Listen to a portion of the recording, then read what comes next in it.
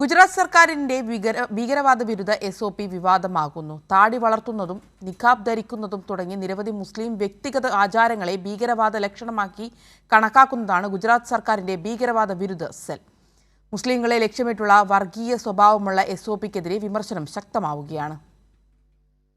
Gujarat police നടപ്പിലാക്കാനൊരുങ്ങുന്ന പുതിയ ഭീകരവാദ വിരുദ്ധ സ്റ്റാൻഡേർഡ് ഓപ്പറേറ്റിംഗ് പ്രൊസീജിയർ മുസ്ലിം വിഭാഗത്തിന്റെ ആചാരങ്ങളെയും വ്യക്തിഗത ശീലങ്ങളെയും ലക്ഷ്യം വെച്ചുള്ളതാണെന്നാണ് റിപ്പോർട്ട്.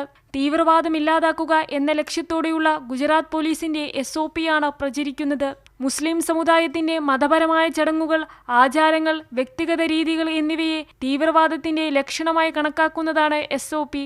താടി വളർത്തൽ, നിക്കാബ് ധരിക്കൽ, അറബി പദങ്ങൾ പതിവായി ഉപയോഗിക്കൽ, സുഹൃത്തുക്കളുമായും കുടുംബാംഗങ്ങളുമായുമുള്ള ബന്ധം കുറയ്ക്കൽ, ആഗോളതലത്തിൽ മുസ്ലിങ്ങളെ ബാധിക്കുന്ന സംഭവങ്ങളിൽ കോപം പ്രകടിപ്പിക്കൽ, റമദാനിലെ ഇഅ്തികാഫ് പോലെയുള്ള ആചാരങ്ങളിൽ ഏർപ്പെടൽ എന്നിവ തീവ്രവാദ ലക്ഷണമായി നിരീക്ഷിക്കപ്പെടേണ്ടതാണ് എന്ന് പറയുന്നു ഗുജറാത്ത് സർക്കാരിന്റെ SOP.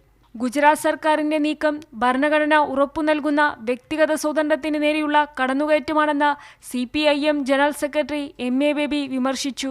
It's a highly provocative and dangerous move. This is naked violation of constitutional guarantee of right to privacy for individuals, which was upheld by Supreme Court also.